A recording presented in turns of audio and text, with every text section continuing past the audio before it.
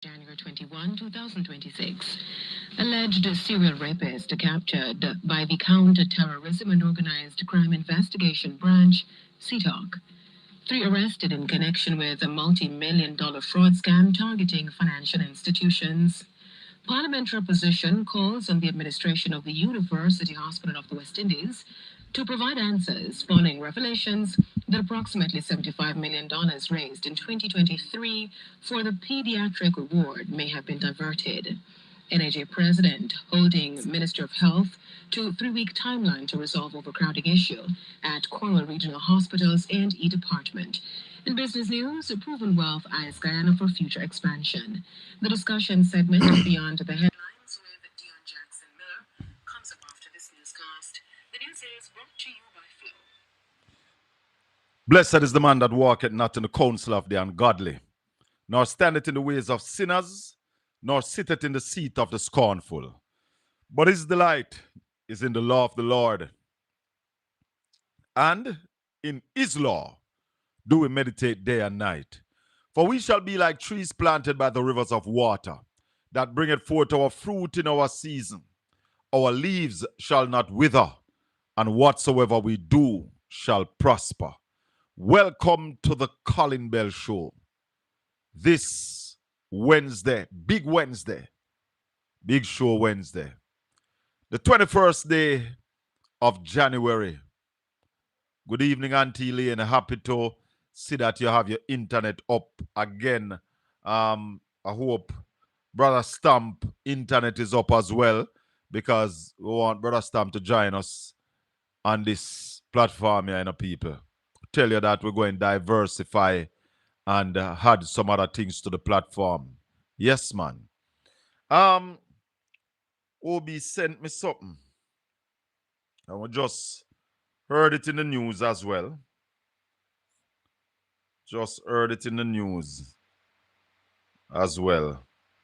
And one of the things is the amount of things that are going down in Jamaica right now. It's really shocking, people. The amount of things that are going down. And you still have people who their true colors are showing that they are not about people. They are about themselves and their political party. Now, we here at Portland Spice TV, we are about the people. Just the people. Not the political party. The political party is the tool that we intend to use to benefit the people. You understand? So, we and them are not the same thing. Wow. Nana. Oh my gosh. Oh, my mama. This is beautiful. I love it. Can I show my listeners and viewers? Yes, sir. My Madam Producer, let me send you this. Let me send this to the producer.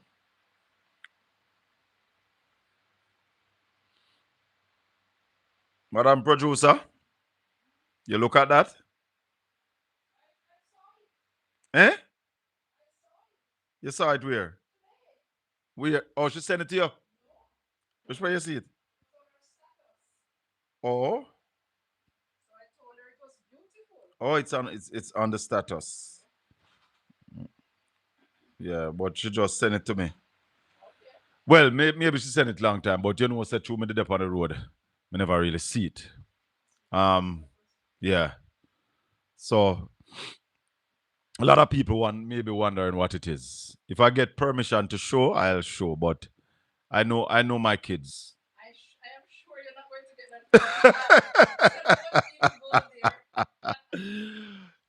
that. It's my daughter's graduation picture, but she's very secretive.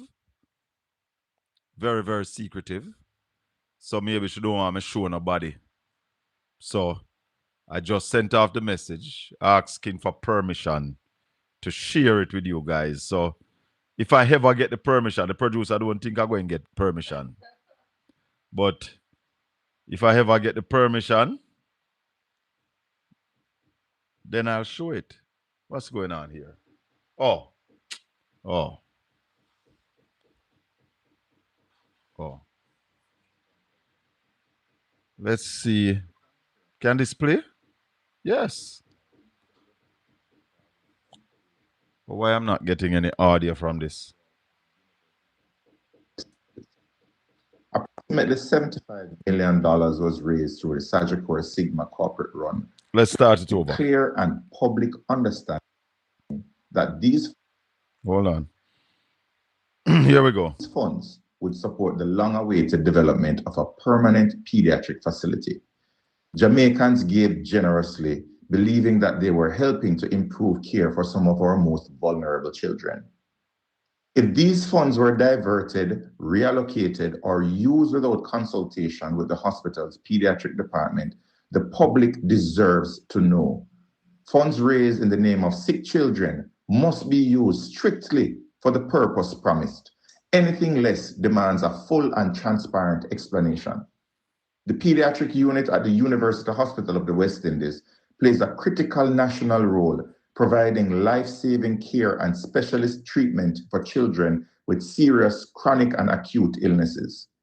Any delay or uncertainty in funding directly affects patient outcomes and places additional pressure on an already stretched and overworked healthcare workers. In light of recent Auditor General findings highlighting weaknesses in public financial management, transparency is not optional. It is essential. I am calling on the UHWI administration to urgently provide a detailed public accounting of these funds. Our children cannot afford silence or ambiguity. Accountability in healthcare financing is fundamental to trust, integrity, and the future of Jamaica's public health system. Each member of parliament was given an allocation of $10 million. What I want So, yes. Can you imagine the Sagicor run? People donated their money. What is happening at the University Hospital of the West Indies? What is really happening up there? Yes. Any decent. Hallelujah. Hallelujah. Any decent Jamaican. Yes. Any decent Jamaican. And patriotic Jamaican must stop in their tracks. And that's why yesterday I said to the vloggers and the bloggers supporting the GLP to stand down. Stand down. One adult it cannot be. If the administration was doing well, then of course, you mean champion the cause. But Lord Jesus Christ, man, every day, sir. But me tell you a long time that they are stealing from the coffers of the taxpayers of this country. They are stealing from the donors. My God. My God. What is happening in this country? These things can't be real. These things cannot. Some of them something I must lie. Must lie. Some of them something I must lie. Cannot be true. 876-804-7072. These things that we are getting wind of cannot be true. You remember the issue with Shaggy? You remember when Shaggy put on his concert for the Bustamante Hospital for Children. Anybody remember how these people were operating? Good evening. Hello, Colin. Yes, good evening. Good evening, my brother. I have to agree with you, you know. The things we're hearing coming out of the university Cannot be true. hospital, it is hard to believe. Cannot be Hard true, to Neville. believe. Cannot be true. Yeah, yeah, Cannot be true. yeah, yeah. You get it wrong most of the time, where you get it right this time. It can't be true. Water is good. Colin, Colin. No. Yesterday I was trying to explain to you that I saw a text in the chatting room saying that Mark Golding must give up the leadership to the young, bright member of Parliament for Central St. Mary. Newell? And you like that, don't you? Newell? No, how could I do that? I agree with you when you say that in the Parliament, Mark Golding operate as a very disciplined, intelligent, follow the rules, so forth. I agree with Colin, listen to me. There's nobody in the Parliament, Neville, that is brighter, more wittier, or sharper than Mark Golding. None on both sides. I am not going to go down the road to say brighter. But I agree with you where the principle is concerned. He has shown a very high level of respect for the principle. Not just And respect, like Neville. Knowledge and understanding of what the Parliament should be doing. You realize that he schooled the Prime Minister and the Minister of Finance yesterday? Both of them got schooled without any fuss and without any arrogance. He was very humble and schooled them both. No, what I noticed is that the opposition seemed to give the Minister of Justice some advice on this bill. No, man, he got battered. Eh? He got beaten into submission. Till, you remember what him said? Him said they are going to try and fix it, and if it can't fix, they're going to redo it. Yes. But that is what opposition being paid for. No. That is what opposition. So is the government being paid to bring weak bill and bill with full of fault and show incompetence? Is that what the government is paid for? No, Colin, don't say weak bill, but it just that it the needs some amendment to it. It never ready. You heard the minister himself say it need more work. It never ready to come to the Parliament. Yes, Colin, but government from time do have these things. You remember what Andrew will say? You remember what Andrew will say? You must stop making excuse for government. Andrew says so. You must take Andrew advice. Stop make excuse for incompetent government. Colin, as I said, you did that evening, you know. You has an interest which you need to declare. You has an interest, just like if you're being called to be a juror. What interest I have that I need to declare? Yeah? What interest I have that I need to declare? You want to be the counselor for the People's National Party for the fellowship division. Then me not declare that interest a long time. I wouldn't know that. He is also the deputy to the sitting PNP member of Parliament for East Portland. No, me never know that. The man who, me never know that one. You is also the person who chaired PNP public meeting in East Portland. Me no comrade, Neville. Me a comrade. You never hear me come here and tell you say me no have no part. Me a comrade to the bone. I am a blood and fire comrade. Oh, okay. Okay. He's a comrade to the bone. To the So bone. that mean to say then when you come here and telling us that you are for Jamaica, you are fooling us. Yes. I am a Jamaican first, second, and third. Me a Jamaican 1, 2, and 3. Anyway, Yeah? I think the And then PNP comrade come forth. But I am a comrade. Me now tell you say, me now have my political preference, of course. And I have more than a political preference. I am a member of the People's National Party. And a member of the NEC. A member of the NEC, the National Executive. And you do Committee. sit on the executive of East Portland. And I sit on the executive of East Portland.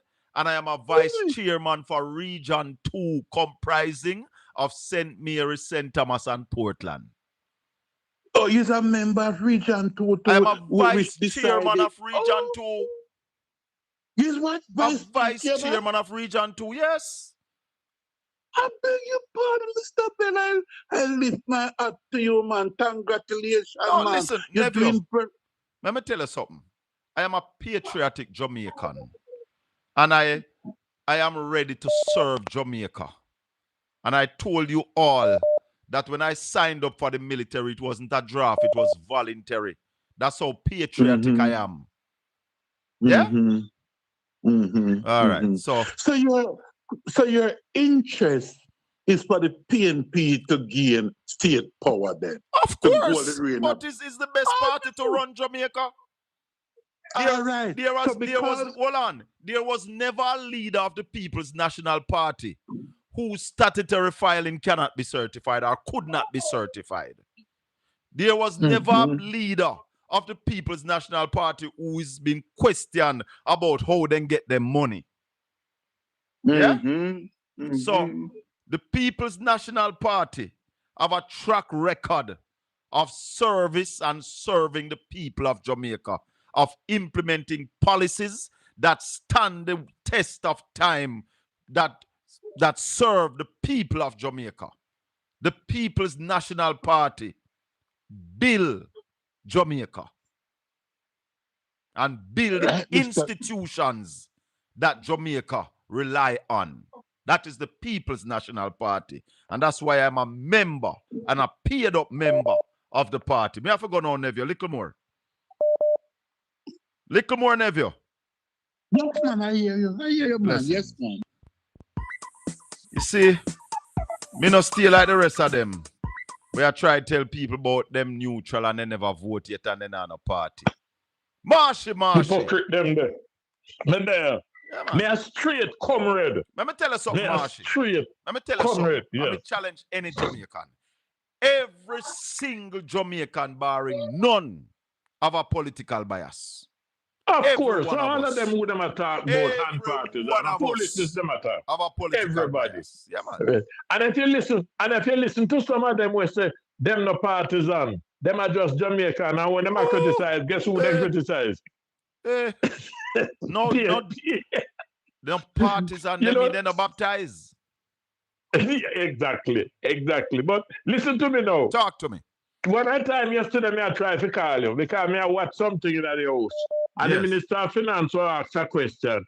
And our lady from back bench, what did I say a while ago? Back one lady bench. from back bench. Where they fling weird on there. Yes. I run up and down to show the minister, Fabian Williams, what to do and what to say and how it go. And then go on. And, you know, Julian asks a question and the question become troubling. Then Golden asks a question. And when I say Golden, I talk about the mark variety. Yes. Ask a question. And the one of them turn fool. Right? But little bit after that now. After Mr. Truck driving truck and come and talk when I talk. No, the truck driving. And the truck driving, he never drive a truck. The truck driving, come there. The truck driving. And for your listener, we know the difference between TRUCK and CHUTK, right? But we use the pronunciation to just suit ourselves. The Jamaican pronunciation. No, exactly so. And after him talk, and a long time, I never hear fed up. Get up and say anything in the ocean. Yes, Federal talk yesterday. Yesterday, get up. I write to support the bill. And all of them end up a support. He tell me, say, the JLP party full of dunce, you know. Hey. All of them get up and talk. And even one lady where her memory no good. Her memory no good, you know. Me I talk about the one for down at Trelawney. We couldn't remember one motor car. One who will have Mercedes Benz. She could remember. Yes, and she couldn't remember it. Right? And then she get up and she talk how competent the team is. And the best this and the best that. And to the long run, when the PNP then done with them, they write truck off, abandon everything. And all of the things them where them get up and say, you know what they should have shame? Eh? No. Them should have shame. Peter Bunting is my general. And Peter Bunting says shame tree don't grow at Belmont Road. Exactly. You know, they get up on everyone and it is the best and we have to support. And all of them are support. No, the man have to abandon it. No, you know, people can't say the GLP them full of dunce, man. That's why, no man, there's something wrong with them people here. And it's time that we wake up and say that the GLP, you know, Marshy, it's not ready for government. Marshy, there's something I want to talk about from the other day that I keep doing the show and either it slip me or I never get a chance to go to it. But then name a Joint Select Committee of Parliament to look at the Integrity Commission bill. You remember that? Just recently. Yes. How under God's hurt Marissa Dalrymple-Filbert could be put on that committee? Listen to me. When me tell you about the lady from Trelawney, you see? When me tell the lady from Trelawney, we can't remember the motor car. Me want to say so, but Mr. Trump, let me leave it. Make I leave it out. But things you bother me then. Flight green. Oh, you could have put Marissa Dalrymple-Filbert, and I mean one of you alone flight. But it shows, you know, that you just said it a while ago, the GLP is not ready for governance. No, they're not ready. And listen, one next little thing. The fact that they have done up the world time. Hold on, Marshy. The fact that they have done so much crap and get away with it, crap now become the order of the day. The order of the day is rubbish. So. Rubbish. That's why I never come here regular to dump out rubbish. Go ahead, Marshy. You realize now the IMF release some money or approve some money business. And me start to hear now that because of Melissa. No, do the people here said the economy got a contract before Melissa blew, sir? Of course we know say it was contracting. Yeah, that talk about over and over. And now then come to blame Melissa. People can't understand that the GLP is full of this foolishness. The PNP, the GLP, when they come, they blame the PNP. After them blame the PNP, then blame COVID. After them blame COVID, then come now, then blame where the other Beryl. Then after Beryl now, then come and then start to blame Melissa. Look at Cornwall Regional Hospital. All of a sudden, they blaming the PNP Melissa for coming that. at the play. Melissa take over now, but it was the PNP they were blaming first. It was the PNP they were blaming. And where we got now, 10 straight here and you have tough stand same way. Guess who for fault? The PNP. A Jamaica people fault. No, it's the PNP's Jamaica fault. people fault. It's because we sit back and we allow them to do this thing over and over. But guess what? Somebody described Goliath as this uncircumcised Philistine. This uncertified prime minister and his party, we sit back and allowing them to lead us down to destruction. Oh, yes. How can you have a leader of a party who is uncertified? The doctors have to be certified. It's not just the leader of the party. It's not just the leader of the party, the prime minister of the country. The How prime minister can you have a prime minister of your country? Not for 1 year, of the other not for them. 2 years, not for 3 years. Yeah. Hey, Tala. You know, sir, look at the doctors have to be certified or everything can't continue practice. And they are passing a bill now that teachers have to be certified. Anti-Saturdays, and yet we have an uncertified prime minister. I got you here, sir. Marshy, big up yourself. There's a lot of things. A lot of things. I want to call out the Bank of Nova Scotia this evening. BNS. BNS Port Antonio. Or BNS. Are they planning to close down the branch in Portland? Because would you believe that BNS Port Antonio is a cashless bank? They don't take no cash in there. You cannot go into the bank to lodge $1. You have to lodge it at the ATM. And for the 70 to 80,000 people in Portland, you only have 2 machines in the entire parish that can take deposits. And I tell you this, 80% of the time, the 2 machines are not working. BNS, what can go so? BNS, show the people of Portland some respect that you are serious about our business. Hold on, caller. That you're serious about our money. BNS, you're treating us with disdain.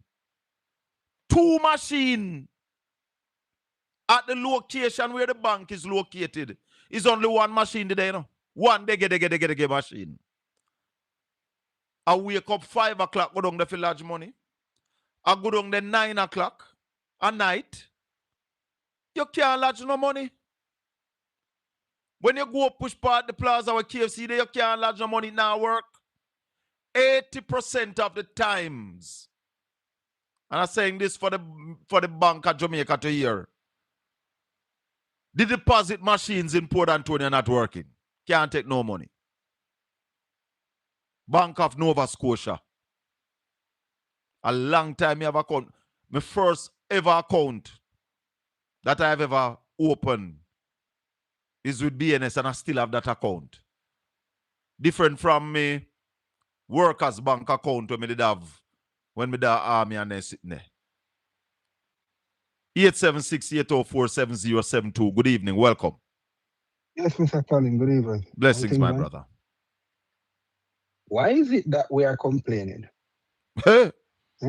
Why is it that we are complaining? I am a part of the fourth estate. It's my responsibility to complain. And I'm a patriotic Jamaican. And I don't... We need to, but the thing is, the time when we were given the opportunity to not be having this conversation. I did my part. You did your part. I'm not really putting it say it's you. I'm just saying the people now complaining when they were given that opportunity to have their say and should not be in this predicament that they are in now. Why is it that they are complaining now when they had the opportunity to prevent all this? Well, you see, caller, I think that all of us who are complaining actually did what we could have done, you know. Unfortunately, I couldn't vote. Well, I didn't get to vote. Why?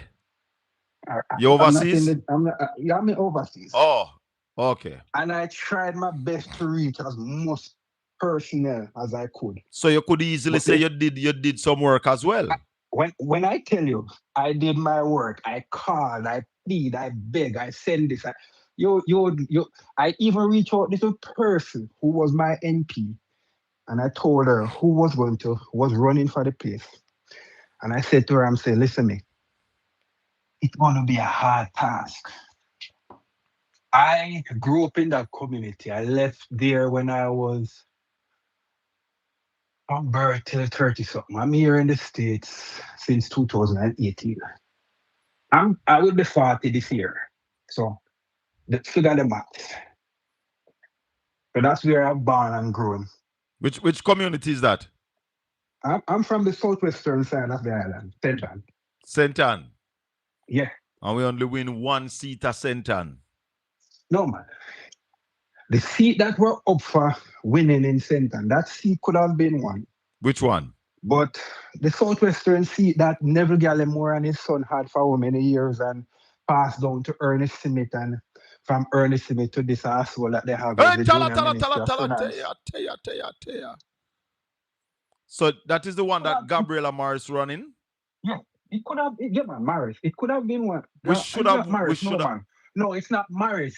Gabriel Morris run with Dayton Campbell seat. That's Brownstone. We should have win that seat. It was Danishka. It was Danishka Williams' seat. Oh. That seat could have been won because, listen, me, when Keith Walford won that seat, you know,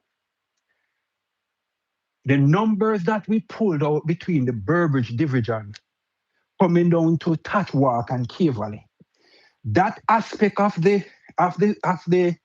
constituency, you know, it has, there's a section there where there's a lot of labor rights, but they have a hard task to actually win when they win in one of those boxes in that constituency. I can tell you that because I think I have worked all election up until the COVID election in Jamaica. I've worked all those elections. When I left school 2004. Yeah. From 2004, when I graduated, I worked all those elections, local and general, right up until COVID. I did not work in the COVID election because I was not there. So I know what I'm talking about. The seat could have been one. Yeah.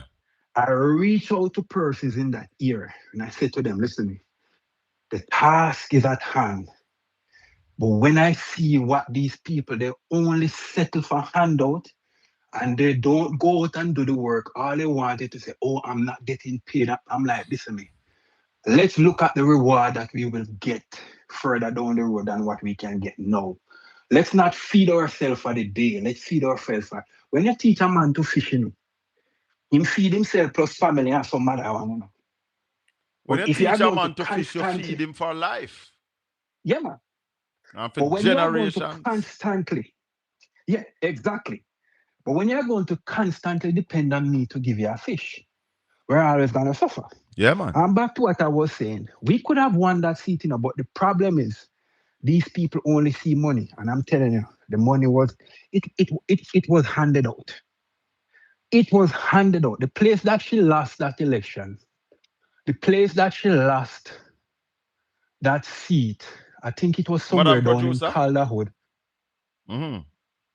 So I think it was somewhere down in Calderwood leading towards on one side of Madras, go around that side. Somewhere, that's where she lost it. That's definitely where she lost it. And I think now the people are feeling it because they refuse to do, they have refused to make their election sure and make their calling sure on September 5th of last year. They failed. So I don't see why we are complaining now because as far as I can remember, I've grown up and I didn't really understand politics. Yeah. And I know growing up, you know, you never had television and it was radio and, you know, I heard and when PJ won for the first time, I don't remember how old I was and, you know, I didn't understand. But when I grew up and I see and I've heard the history when it comes on to this Labour Right Party. Yeah.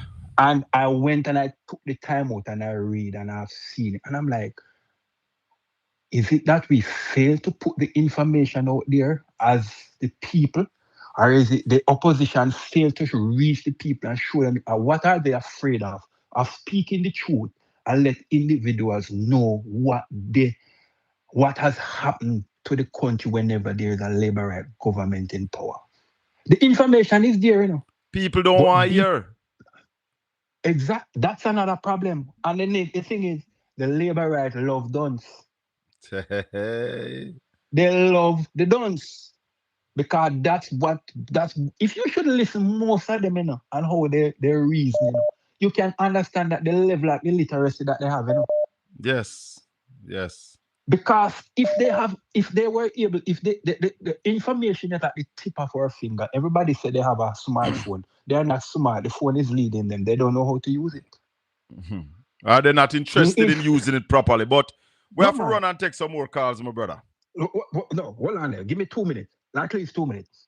The Prime Minister said 2019, they were going to build STEM school from China, 3, and him as the government promised 3. But we should have had 6. We should have had 6, regardless of what had happened. At least 2 of those schools should have been built. Where are those 6 schools? The Prime Minister is a talker, my brother. He loves to make announcement. He loves to hear him voice. And when him skin up in face, yes. So. And these are the things why the people of Jamaica, they deserve what they get. Yeah, they have to take it. Whatever they are getting, they deserve it. But I have to run now, brethren. I have you on for 9 minutes. I have to go. Thank you. All right. All right. So, hold on, Carla, because me have to show no one more time, because for no think me not proud to make a sad mistake. Me proud so till. This is my daughter. The 4th one. The 4th of 6. And that's our uniform. Now, those who know what kind of uniform it is, no. I'm not going to tell you know what kind of uniform it is, but well done, my child. Money well spent. Go ahead, Carla. May I tell you, say, your work in mysterious ways, you know. And wonders to perform. Yeah, man, because my call to you just now was about absenteeism in school. Oh, yeah. I saw a report in the paper earlier today. The teachers expressed grave concerns about, you know, the absenteeism, and I guess them probably do checks in the communities, and I say a lot of the youths them resort to working. Yes. And I say, boy, you know, what can be done to alleviate this potentially major issue in the society? You know what I mean? And then it's so funny that you talk about your daughter who clearly would have attended school. Oh, yes. Never miss a day unless she probably got God forbid and sick. Yeah. And you know, so it really come down to parenting, but it's evident that a lot of the parents right now maybe are face a whole heap of hardship and some tough decisions have to be made. So you know, it's really important for the government. You know, me want to talk about who should have win and all of them things. The fact is, it is what it is. You understand? Yes, and the fact that you are there, you must do the work that will benefit the people of the country. Yeah, man. Reason out the thing and try, because it's a serious thing, you know, Colin. When no one say basically, I don't know, 5 out of 10 pick them miss from school, you know, bro. No. Serious thing that when they miss them, sometimes you them not think about 10 years from now, you know, when they miss them exam. No, that is the problem, you know. That is the problem, my brother. A lot of young people don't think about not even tomorrow. You're lucky at about 10 years. They don't even think about tomorrow. Don't know. They think about today. Give me this now.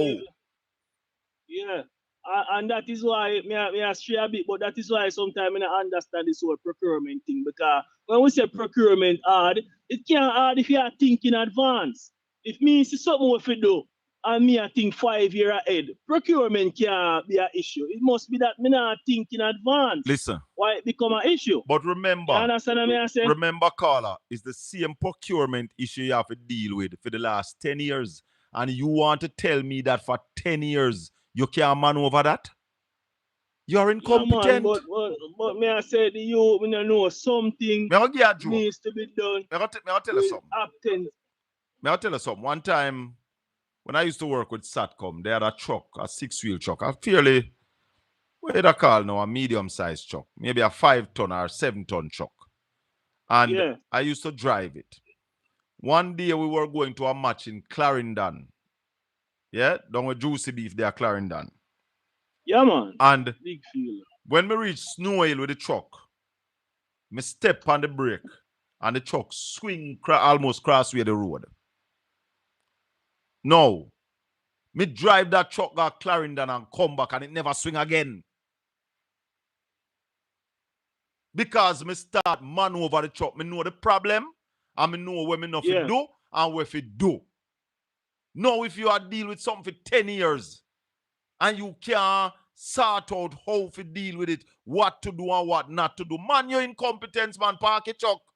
Make somebody else drive. For real. You can't tell me, me, say, you can't tell me, say, the ball giant bad or the Rackham pinion bad or the chokongla break on one side. And it swing with you one time, two time, and you still make it good on the road, go turn over with you. Procurement is being proactive. If you have a vehicle that you drive every day, it is reasonable to assume that it must experience wear and tear. So, make we say you have a brand new vehicle. By the 3rd year, you should start the process to procure the parts. Yes, for the man. 5th year. Yeah, man. That way, you're not supposed to wait till 8th year, you just start order tire. That is why we have a backlog and everything for rush and organize, because we're not being proactive. It's not proactive. The man them a damn thief. So I don't think Brother, there's anything wrong with the procurement. Not wrong with the procurement. They are a set of thief. The man them a thief. A few tweaking here and there, but there's nothing wrong with the procurement process. Because it not change. Another point I want to make with you, Colin, me notice you never. I don't know if you plan to play it, but with the confrontation that I say with ISAT and Dalrymple yesterday in the House of Parliament. You know, me never hear that yet. Me never hear it, you know. And it goes to show that you see humility as a leader. You have to be humble, you know. You understand? Tell me about it, because I never hear about what happened with Isaac and Dalrymple in the Parliament. What happened, you know, was they spoke about the jury wanting to get rid of jury trials. Yes, I know the discussion was on about that. And I think Isaac was, I wouldn't say it was in opposition to it, but there are certain aspects of the bill as a legend, as a man where you're supposed to give them man the ratings. You're not supposed to hide Isaac greatness. And him stand up in the House of Parliament and say, watch you, man, A, B, and C you want to look for, you know. And you know Isaac humble. Isaac with the greatest of respect. Me think A, B, and C need to look for. This lady now got to take up herself and puff up her chest like Barbie Dove and go on with herself. So the man have to stand up and make sure and say, listen, this jury thing we not talk about, members say me not talk about it. Because me go Privy Council. You understand what I say? Yes. And then they make it look like a hype in my hype. Which, me I say, if a man of that caliber, because sometimes a man go up on YouTube like yourself and talk to people, sometimes we take people for granted, you know. Yes. If a man of Isaac caliber, say to yourself, look on this. You're supposed to look on it, brother.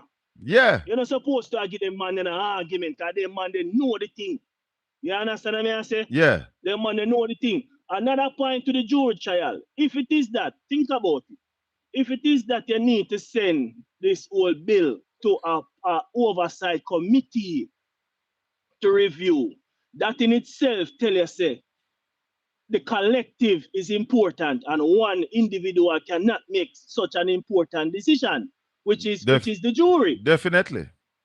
You follow what I say? Yeah. So that alone should I tell Delroy Chuck, say, if we have such an important decision to make and it cannot be made by one individual, how is it a man will get charged for KILLING? You're gonna leave it down to one individual to make such a decision for sentence that man. It evidence say you can't get rid of jury, bro. No, we need to be people must be tried by their peers. Have to. Yeah, man. You have to leave that. And if you are giving the judge the opportunity to determine that him alone are going to try the case or to make that request, you are giving the prosecutor the opportunity to make that request. Why then can't the defense lawyer make the request too? Thank you. So that, as I say, I now go word for Isaac, but when we come back to the fact about humility, even yesterday, Mark Golding, which, boy, I mean, like something I really have to wonder if opposition are run this country. Then get blamed for a lot of things. Everybody hold them accountable. And when bills are being passed and bills are being forward in the House of Parliament, a lot of it has to be explained by the opposition. Of course. But the way me see Mark Golding conduct himself yesterday, you know, when every time the man talk, it is clear, it is easy to understand, and you can see that this man know the intricacies of what he's talking about. You understand? Yes. And then on the leadership side, you find say everything is just looking, it just dark and it just No, confusing. man, the incompetence of the government is on show, and it is coming clearer and clearer every day. So the man them were even not turn them back and go like they no want see it. Them know if we go jump down in a one gully, fi no see it. Because it is staring everybody in their face that the government is incompetent. They are out of their depths. Trust me. Big up Even yourself. the speaker yesterday, Isaac called what you call the pointer father.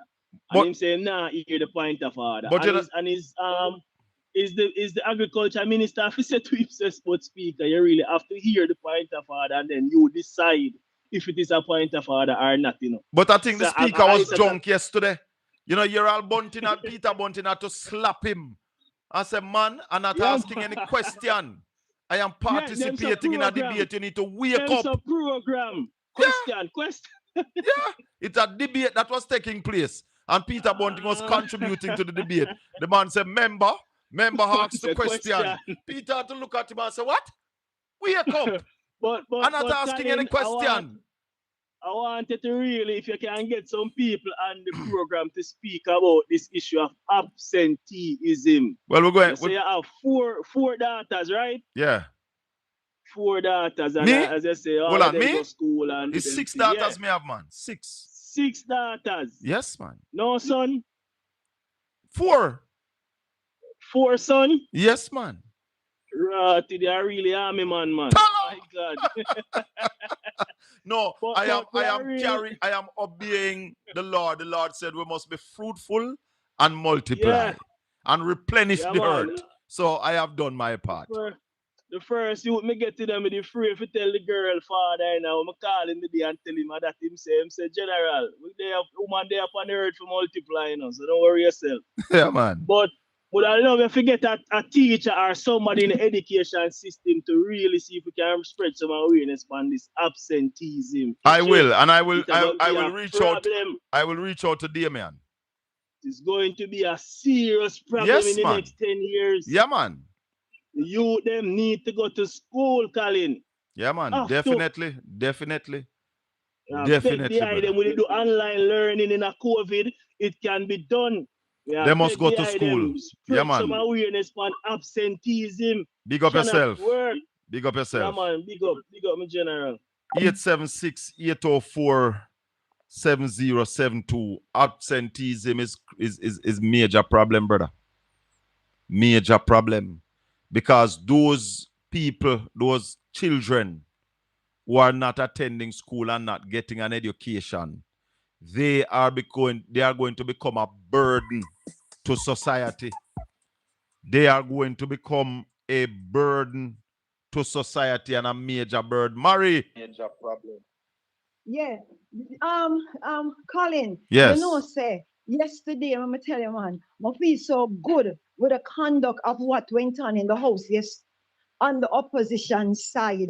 There was a piano thing, Yeah. you know, a puny thing. People, you know, spoke, you know, the issues were dissected, and especially Mark G. Oh, Mark God, G, I man. mean, you know, Oh, God. yeah, No, the man went you know in. the sweetest part? When the Prime Minister Yeah. come in, say, he might come help the Minister of Finance. And when him talk, Marky G just hold him and say, listen, son, remember, everything will come in, go to that same fund. So now tell me about no other different fund. You know, it's just pride. It's just pride why they never agree with him. They agree in principle, no. Because you what the minister said, it's not that we are going to stop putting into the fund, but rubbish. Yes, and I say, Colin, I feel so good yesterday because people been, you know, I want to say berate. Maybe it's too strong of a word. Like the opposition are going with nothing. Where even though sat there, but like when you come out sat there and say, oh, they were going good. Mark, that's nothing. Your sarcasm was not last Saturday when you come out and you say, Mark, no say nothing. No Let say. them go on. Yes, the government is doing a good job.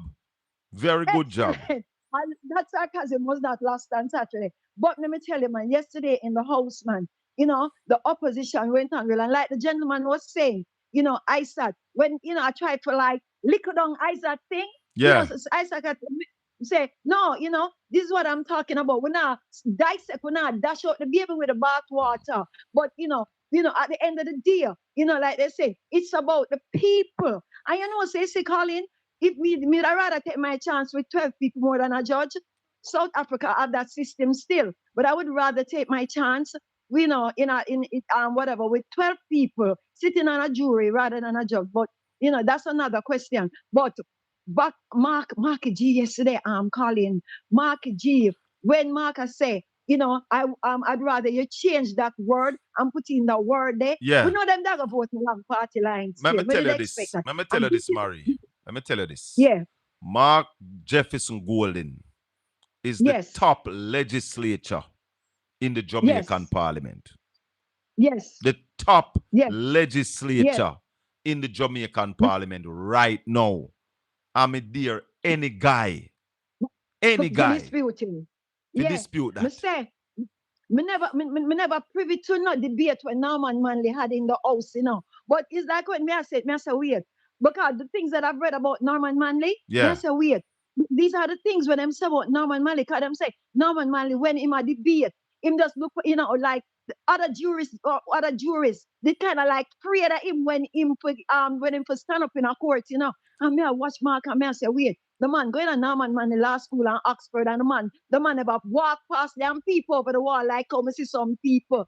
The man come out and him a dissect the thing, and the man line by line, and paragraph. You know what is obvious to caller? Yes. That him doing background work. Him not just come run him out. Exactly. He did his work. Exactly. So when him come, he's well informed. Well prepared. Yeah, man. Well prepared. And when the man say, I've gone on the website, not data from 2024, and whatever. And when the man, and a word with them did not be rating for the man say chaka. You understand me? But Marie, I tell you all the while, anytime you hear Andrew come out and cuss PNP about something, just look at him. It is him. Him attack. The movie with Eminem, I think is 8 Mile. Andrew always can talk about himself before you tell him, Yeah. When Andrew said 20 years ago, we couldn't go to the multilaterals. The man I remind you that under his and him and Bruce Golden, we were expelled from the multilateral. That's the only time we couldn't go to the multilateral. So the man, we mention it, him talk about it first. Exactly. And Ralston always remind them about it. Ralston always remind it when it did blow up under Audley Shaw, when the multilaterals wouldn't even look. And it was Mama P with our connection in Washington with Maxine Waters. You understand me? Woman to woman. Peter Phillips said what he, as a matter of fact, I think he said to Michael Leachin, he said what he went through as a finance minister for make the IMF even look upon him and even give him some kind of respectability. He would not want another finance minister to go through that. So when Nigel Clark come and big up him chest and all of that, Peter Phillips laid that groundwork. Because one thing people always say, any ministry where Peter Phillips touching on, him perform. Peter Phillips a teacher. Peter Phillips a teacher. Yes. Let me tell you this, Marie. Let me tell you this. I hear people talking about best finance minister. And let me say this. No GLP finance minister have never saved Jamaica or brought back Jamaica from degradation or from down in the gully. None. Yeah? Omar Davies brought back Jamaica from a debt to GDP of 265%. Peter Phillips brought back Jamaica from expulsion of the multilaterals. From the multilaterals. What did Nigel Clark do? Where Nigel Clark bring it back from? Where Audley Shaw bring it back from? The cat bond. Audley Shaw and Bruce Golden and Andrew Holness wrecked Jamaica's economy. Peter Phillips brought it back. Yes. That's it when them going there, Colin. Them see so much money in there. Them turn pool. So much money was in there, them turned full. Because remember, we were on a strict IMF budget, It's like a diet where you can't spend that, you can't. But even the same epoch thing that Ralston and him, and his cohorts where them where them had. But in closing, Conrad, if a government do not have vision, you see, I send you a thing and I see you read it. Where I was thinking that one thing I love the history about the party, where Norman Manley in his administration where he had the vision for dropout youth because he were talking about the school. As so comes the cobbler and them youth camp that is coming, for youth that were dropping out. And the man, the people them have the plan before them going. Them say, Norman Manley had the plan, just like how Michael Manley they have the plan for the backside Colin before him go in. Say, this me I go do. We will get the maximum benefit to the backside level. People don't know them things there, Look at history. Hey, PNP need to taught them history, Colin. Because people take off for PR, and going like say, PNP, all them do every time about PNP mash up, and it hurt me time them say it when we know the progressive programs and Marie, policies. When PNP mash up, Jamaica mash up. That's what I will tell them. Anytime PNP mash up, Jamaica mash up. Yes. There's only one time. Let me tell you this. There's only one time in the history since Edward Siaga that a Labour Party, a Jamaica Labour Party, brought down the debt to GDP. Only one time. And it was done because laws had to be put in place to monitor them. Yes. Yeah? So then if you stop chat garbage and talk about Labour right manage economy better, there is no data. No data to support that. So when I have that feelings, they're going to go on to the toilet and make certain on carry tissue and not put no newspaper in the people in toilet bowl. But when closing, Conrad, yesterday, I feel good. Marky G walk out na the video light and carry the microphone with him. All of them yesterday, but may I tell you, Mark walk out because the man just come out and dissect the thing, that the eyes, cross the T, that for do, and something. So, hey, and another thing, I hope them see how important it is for them get up and go to Parliament every day, Conrad. Because Colin, certain things have to pass. They must push it through. Colin, my name. I want them need to get up and go to Parliament every Tuesday. That I want to tell them. Yes. All right, Marie, bless up. All right, Colin, One love, my lady. 876-804-7072. Anytime the PNP mash up, Jamaica mash up. Omar Davis, Peter Phillips. If you're talking about best finance minister in Jamaica, that's 1 and 2. Put them how you want them. It is Omar Davis who navigate the meltdown of the banks in Jamaica when Laborites use the banks to mash up the economy. Is Laborites them did I run the bank them we run afoul of the law, Wolan Kala. It's GLP people who run afoul of the laws and mash up the bank them and rip off poor people. Why FinSac had to come in place. And Omar Davis navigate that, brought the debt to GDP from 265% down to 115%. So if you're talking about the top 2 finance minister, no GLP finance minister can be in it. No top no garbage. Caution. That's why I go on, Colin. But there I burn the fire, my brother. Yeah, man. Hey, Colin. Yes. You know what I was concerned with yesterday? No, tell me. You see the MOU where the Labour try pass, Colin, Jamaica people who wake up in a Colin. Not try pass, they pass it. Okay. You mean the one with the FID? Yes, it's dangerous, Colin. Yeah, Mark, I tried teach them, but them not listen. Yeah, but Colin, the people have to realize how dangerous that is, Colin. It just means, Colin, the minister who is in charge, it has to be the minister of security, Colin. The minister of security, I go just tell the man, say, yo, listen, load that. louder. And you know, get no come out right, you know, Colin. You know, you the man them say, based on government policies. Eh? Colin, let me tell you something, Colin. You know why them bring something like that to court, Colin, and them still mess it up, Colin? Is because the international media, you know, Colin, and the international people who give them ratings based on corruption, you know, Colin. I look upon the things them we have in place, you know, that's how them start out with, you know, Colin. Mm-hmm. So that's why them are push it, you know. You see, even when you see them are push the judge,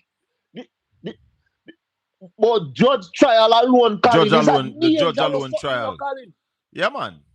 Yeah, man. And then you have the nerve to say the prosecutor alone. So you can't imagine somebody like Andrea now who they in a court.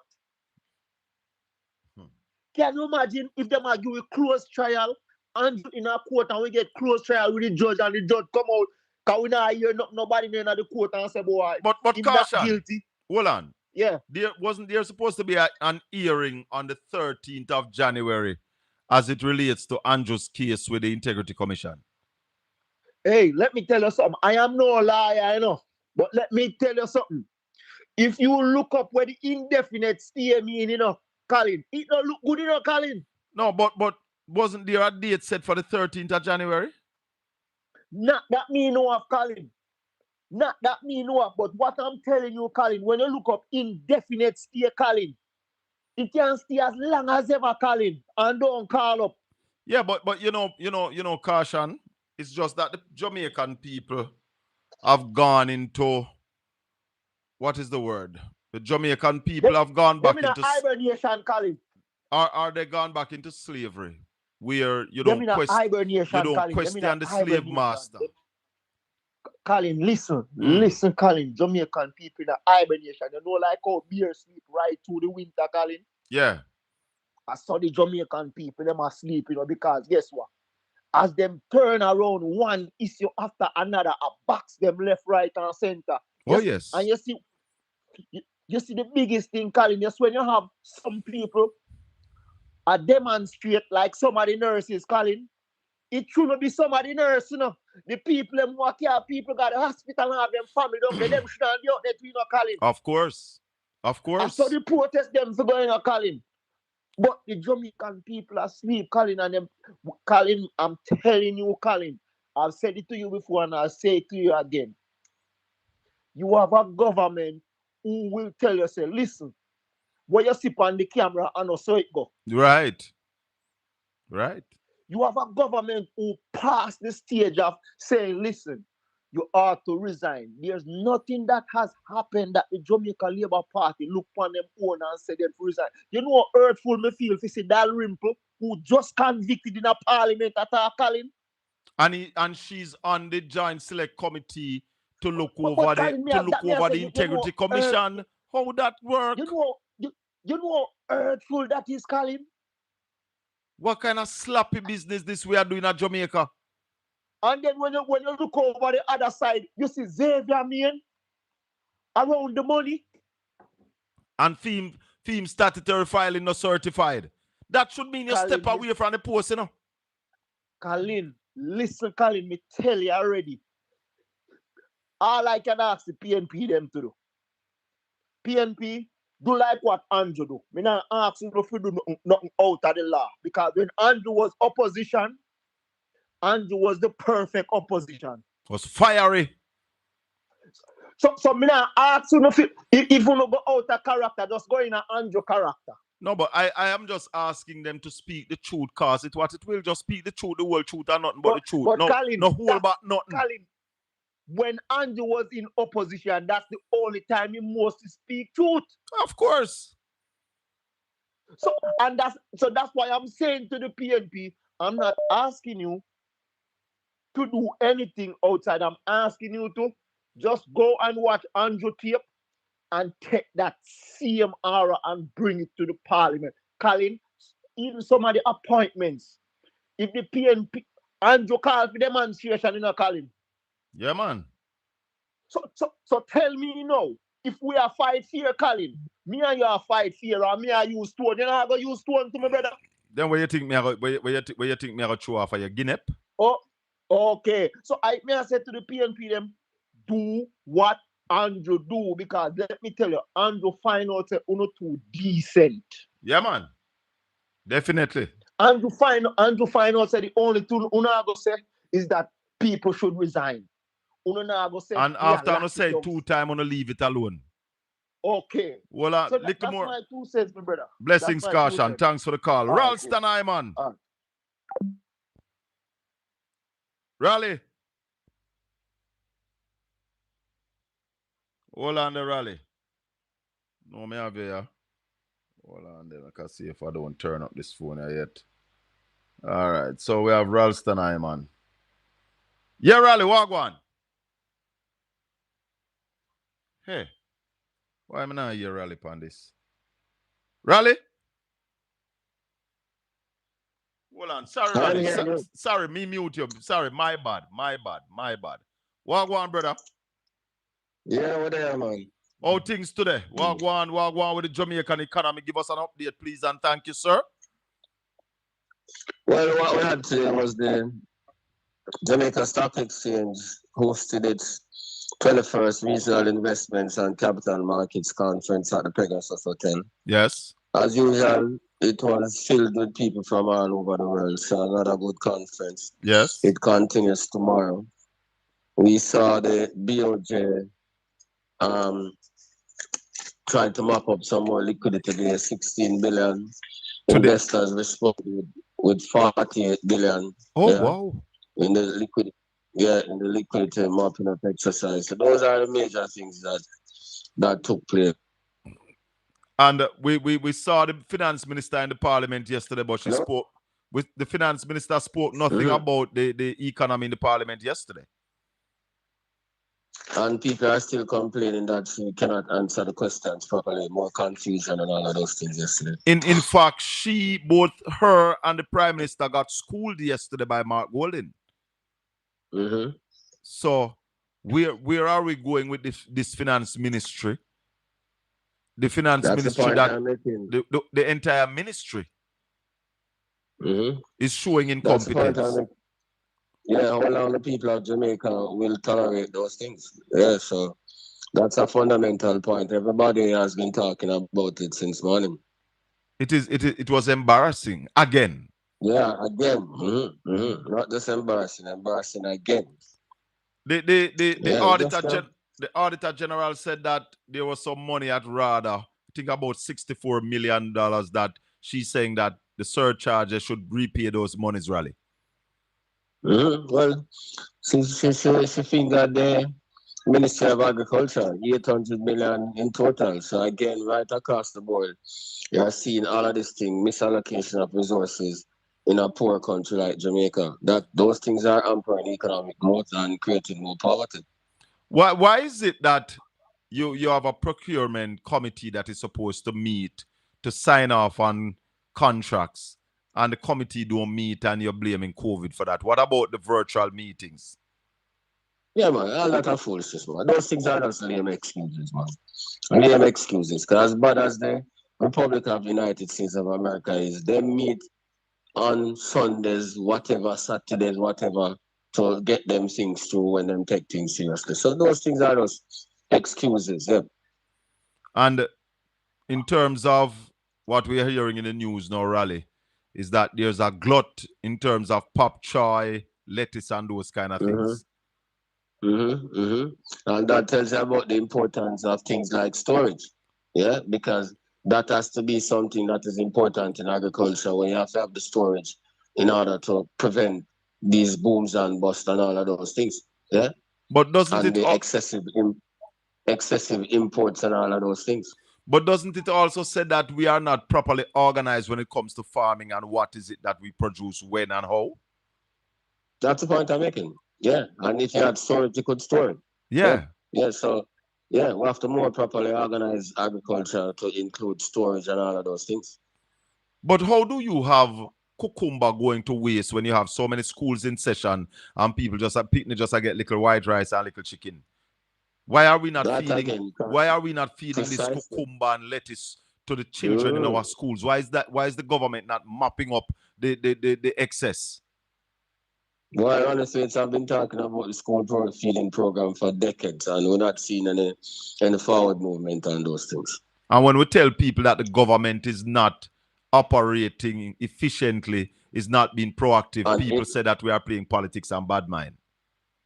They are the ones who are playing politics. They are not talking about Jamaica. They are talking about parties. So that's why they come up with these things. We need more innovation. We need more creativity. We need more nimbleness and more responsiveness. And these are things that we have been talking about for decades, and we still can't get them done. So it tells you something about the system not working. We spoke to, I don't know if you know 119 Rally. The man that started the machine to dispense fast food. And somebody came up with an idea like that, Rally. And what happened is that he got shut down. How does that look on the Minister of Commerce and Investment? Well, why did they shut him down? It depends on the reason why they shut him down. Why did they shut him down? There's no legal reason to shut him down. Because, well, if there's no because just like our man buy juicy patties and go sell it back, or buy tasty patty and go sell it back, there's nothing in law to stop you from buy some KFC and sell it back as KFC. Once you're not changing it to say something else, there's nothing in law to stop you. So what reasons the ministry gave for shutting him down? No, it's not the ministry that shut him down. It's just police going upon him and shut him down. Because as I said to you, there's no legal grounds. And when you have innovation like those, I am of the opinion that the Minister of Commerce should intervene, don't you think? So who give the police the authority to shut him down? And what happened to his lawyers? He was operating in Spanish Town, and police from Constant Spring or Spanish Town go tell him, say, him not have no permit for sell it. And when him tell them, say, no, that is not in law, them tell him, say, him not have no food angler's permit. And when him tell them, say, yes, him have food, the girl who load the machine have a food angler's permit, she have the receipt, she don't get the ticket yet. Them say, well, him can't operate without that. So, yeah, okay, should I get it yet? So, what? No, but once you do the exam, Rally, they do an exam, they do a lecture, and they give you the receipt, because sometime, and I can tell you this as a fact, as somebody who runs an event, that we have to get food anglers permit every year for our vendors. None of the vendors has ever gotten that card for the festival. But what the health inspector told us, once you have gone through the process and you get your receipt, you are good to go. So we know that as a fact. Yeah, man. Okay. So what is his lawyers doing about it? Well, we're waiting to see. No authority in that matter. Exactly. Yeah, because the police have not. Yeah. So that is something that his lawyers must can get them to, because the police have no local standard, no authority to intervene in such matters. But I brought up that Rally on the basis that the Jamaican government, they are not really interested in production. Because I tell you another story. I don't know if I ever told you before that I was the largest broiler chicken farmer in the parish of Portland. And when I shut down my operation because of a lack of water, nobody, neither rather the MP, the councillor, anybody, said to me, boy, Shaka, you have a thing that going and you employ, because my employment sometimes go up to all 20 persons. Right? And nobody said to me that, what is the reason why you're closing down? What is it that we can do to ensure that an operation like this keep up and running? They don't care. Well, no, they hardly use even the term production, so we know that. So production. Go ahead, Raleigh. Production and exports are terms that they do not normally use. So how the country is going to move forward with a government that has no interest in production, only consumption? Which is why we're not moving forward. That is why we have the lowest per capita GDP.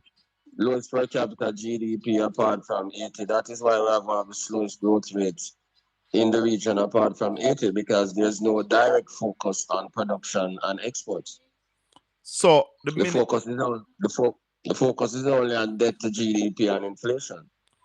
Who under which ministry, which minister should be looking at export and production? Albany, Industry, Investment and Commerce. They say that's the growth ministry. And what strategies have they put forward? Well, we haven't seen none. That is why we're not growing, and that is why we're not exporting. We haven't seen none. We just see a whole lot of talk. Whole lot of talk and no action. Whole lot of talk and no action. We haven't seen that. And we still only for talking. And Marco Rubio came. He came to Jamaica Sunday? Was it Sunday? And the Prime Minister came to the Parliament yesterday and did not make a statement on what the discussion was about. And nobody asked him. What governance is that? What kind of governance is that? Yeah, not good. And nobody asked him. The opposition leader never asked him. I did not hear anybody ask him. I didn't watch the entire thing. I watched it until showtime. And I have not heard, when I watched it for about 3 hours, I didn't hear anybody ask him that. And he did come to the Parliament and try to defend the Minister of Finance and end up getting schooled. But as I said, I left at showtime, so I didn't hear the rest of it. But there's nothing in the news that said anybody asked him anything about it. Yeah, that would be a dereliction of duty on both the Prime Minister and the Leader of the Opposition, because the Leader of the Opposition who schooled him in relation to the Ministry of Finance should have asked him about those things too. Or even the Opposition spokesperson on Foreign Affairs. So, I mean, that's a dereliction of duty on both sides. But how could the Prime Minister come to Parliament after such important meeting and not even mention it? Yeah, well, that's not the first time. And the Prime Minister, not the first time, so I believe him can get with it, and him did get away with it, because nobody cornered him and asked him anything about it.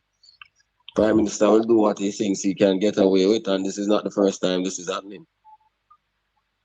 So if I was the opposition leader, I'd ask him pointed questions on those things. Really? And then there's also the Foreign Affairs spokesperson. What happened to that person? There are so many things happening at the University Hospital of the West Indies, Raleigh. Do you think that is going to have an impact on overseas attendance to the training aspect of the hospital? Yeah, man, because I want reputational damage and the lack of equipment to facilitate the training.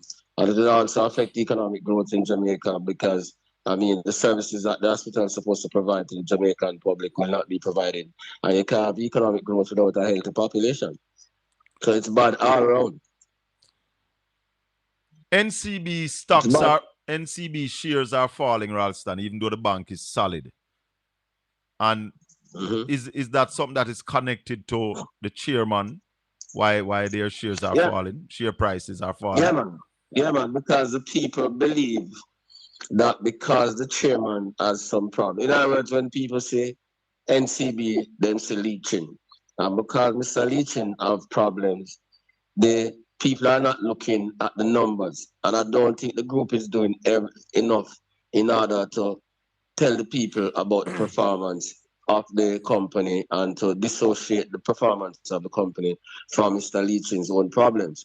Hopefully, on January 26, when he says he'll make that payment, then the people will move away from dumping the shares because of that misperception.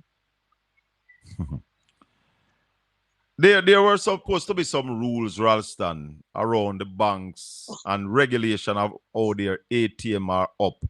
I was just telling my listeners and viewers that BNS, Scotiabank,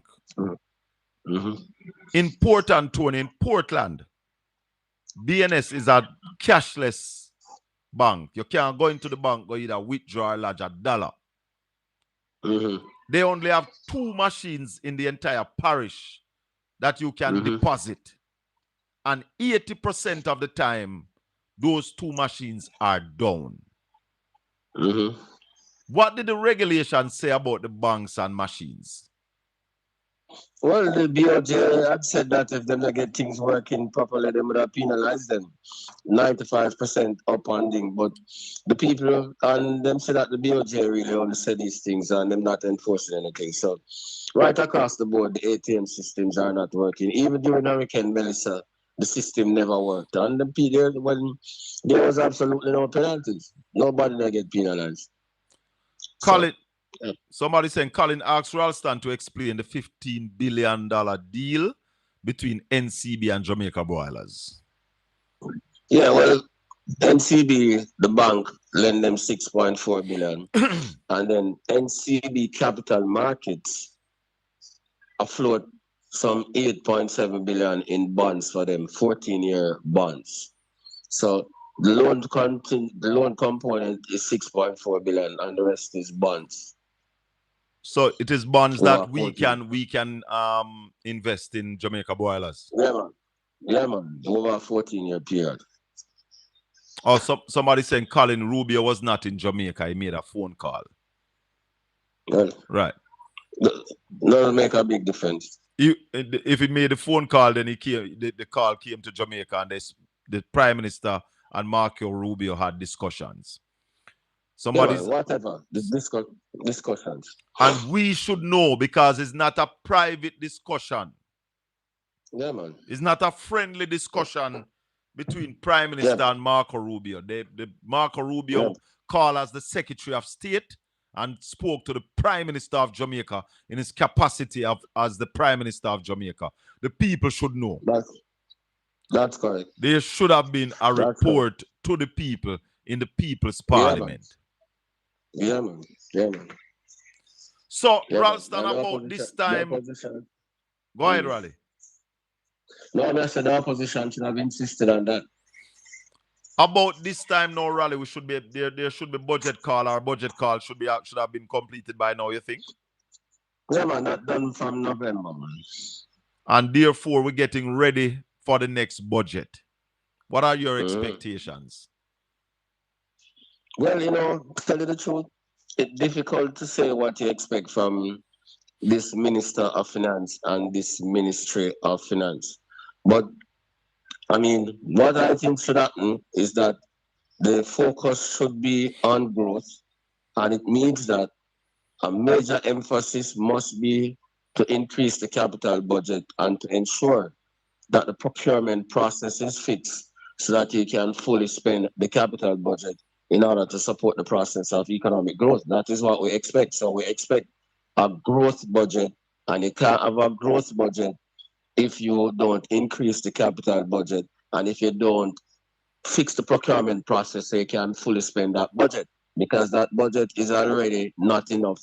So you need to ensure that you can fully spend the budget if you want to facilitate growth. And the amount of money that will be coming in from the multilaterals, that loan, that will be added to the budget for them to spend. How you see them maneuvering that?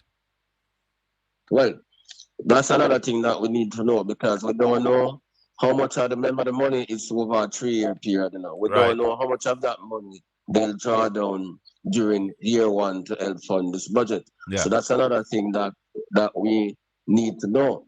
But what they draw down, a whole lot has to be focused on the country's infrastructure rehabilitation, because you can't get the economy up and running without rehabilitating the almost 9 billion in infrastructure that was damaged. So the capital budget is key in this budget. We are going to be watching the capital budget very key. And it means that the minister must come to the Parliament and say, we have fixed the procurement process so that we can fully spend the capital budget. If you come to the Parliament without saying that you fix the procurement process, then it doesn't make any sense. The government normally puts, as you normally tells us, about 2.5% of GDP to the capital budget, which you said is inadequate. And with the devastation and the amount of money that we are going to get, you believe that they will be getting anywhere close to that 10% of GDP for the capital budget this time around? Well, if they do that, it means that the economy is going to be in a recession for a very long time if they do that. So that is what I'm saying. The big spend in the budget this year must be on the capital side. And it must not only be a number that you put down. It's a number that you are going to enter that you fully spend by fixing procurement. So the two things I'm looking for in what would be a good budget, a bigger capital budget and the fixing of the procurement process. What is going to happen to salary negotiations with public sector workers? Public sector workers even an increase of 5% to keep them in place with inflation if you want to improve productivity and efficiency in the public sector. Would that be adequate to keep our doctors based on the fact that we have a serious shortage in doctors and nurses are leaving just the same? Would 5% be adequate to keep them here? Well, it wouldn't be adequate, but given the circumstances, not much more would be available. So what you need to do is to, as well said, improve conditions, housing, roads, and all of those things. Because you don't have the money to pay them upfront in cash. So you have to improve the living conditions of the country. So that means the roads, the bridges, housing, and all of those things. Yeah. So to make life more bearable. Yeah. And the added advantage in that you can't migrate or move so fast again like one time. Oh, as a yes. Professional. So yeah. So that gives them an opportunity. So that gives them an opportunity to improve the quality of life of the people if they want them stay. And to improve the quality of life of the people, you have to improve the infrastructure in the country. The road, the bridge, the transportation, the quality of the hospital services. That means they have to stop the garbage that take place at the university. They have to stop the garbage that take place at Cornwall Regional and fix the place and improve the working conditions of the people and all of those. All those things come from capital spend and not misallocation and thieving of the money. But how that garbage going to stop, Ralston, when you have the same people who are so comfortable with stealing from the public purse constantly, and there's no repercussion for bad management, mismanagement, misspending of money, and no paperwork to show for the spending of the taxpayers' money? How you going to get better with the same people in the same positions? All right, so it means that the opposition and the public in general, the opposition have to educate and whip up the general public in order to put the pressure on the man them. So the opposition has its work cut out because the people have never just go there. The opposition have to mobilize the people and explain to the people how them think they affect them daily life and put pressure on the administration to make the changes that are necessary. Here's a critical question from the chat room. Ask Ralston what exactly is wrong with the procurement process. Well, if you talk to the people in the construction industry, and that is why it is so important that you have the people in the construction, because procurement is not just a financial issue, So that is why it is important that you form the committee with the people from master builders and the people from the Jamaican Institute of Engineers. Because people like Mullins say, one thing with procurement is that sometimes the government don't know where the money. Yeah, so them start a project, then they rescope the project, then they redis the project, and while them are rescope the project, it'll take a long time.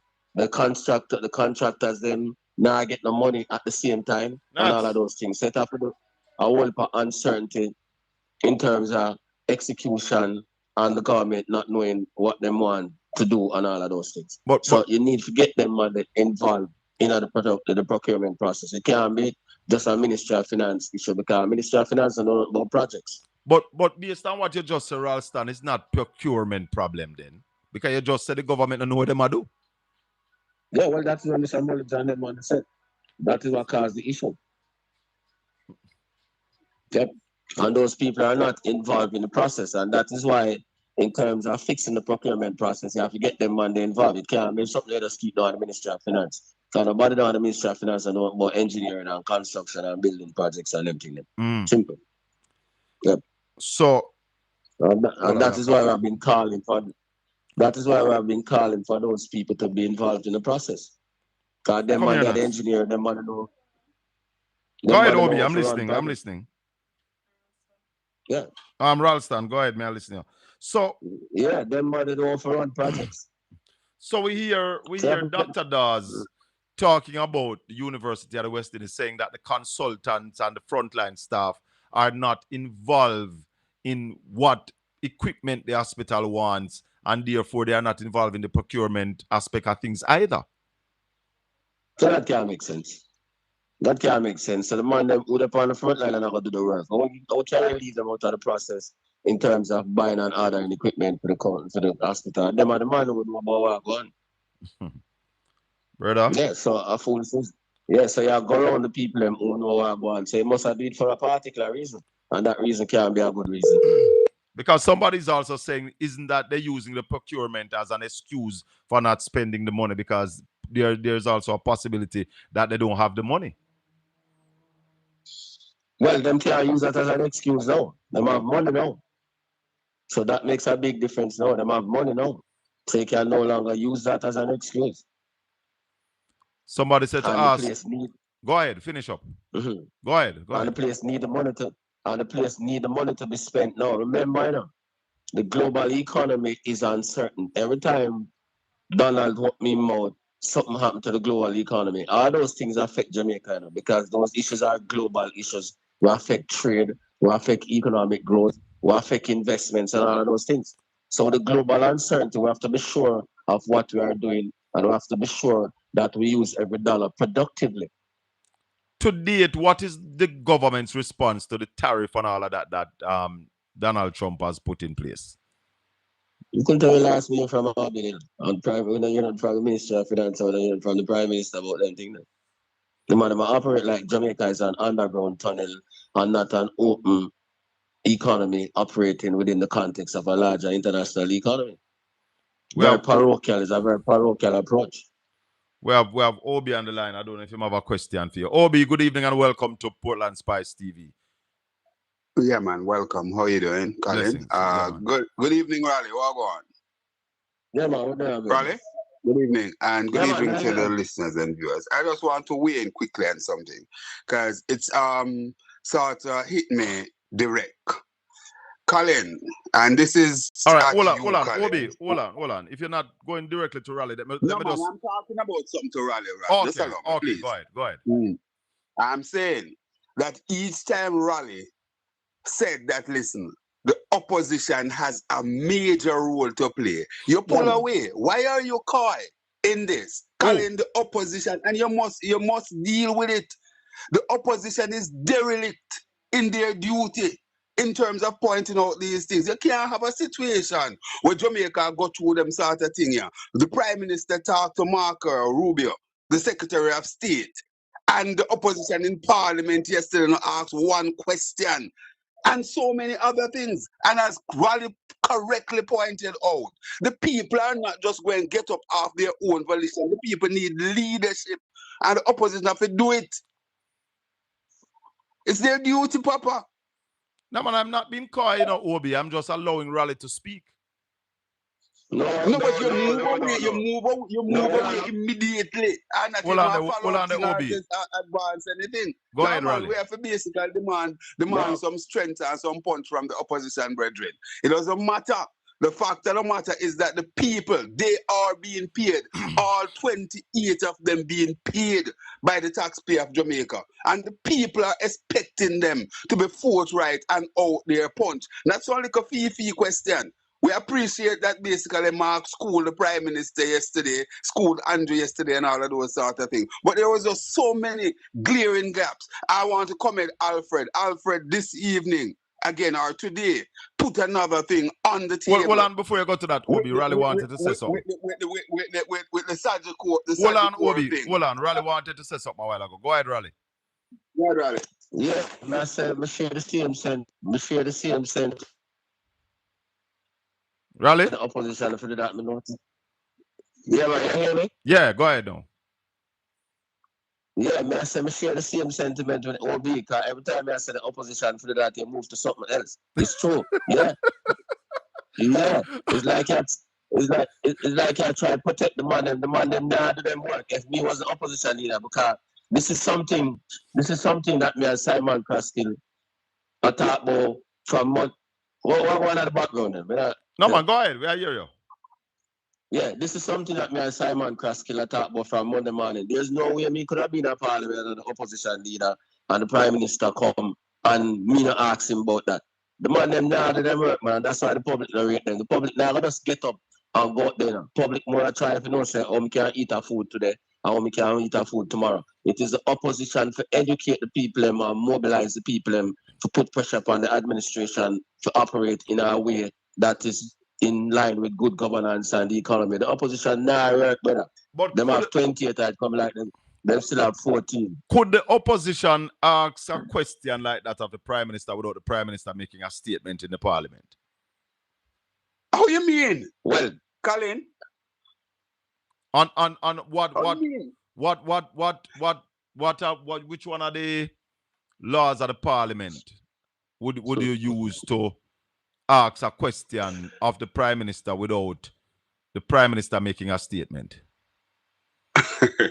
So you're saying that the no, only man, I'm time just, can no, ask I'm the just, Prime Minister a question. No, a question. Yeah. Colin. There are so many things. When you look, Dayton is a man you use. You can stay halfway tree and hear him talk of Westmoreland. What we saw come out in the hold on, Colin, please. What we saw coming out of the Auditor General, as it relates to RADA and the Ministry of Agriculture and things like that, and we have silence, deafening silence in the Parliament and those things. Come on, man. Hold on. Hold on. No, man. No, man. Hold on, man. Let me say this to you. Because it makes no sense you ask a question, Raleigh, that you're not going to get an answer to. Peter Bunting yesterday was participating in the debate about the finance bill the finance minister brought. And while he was participating in the debate,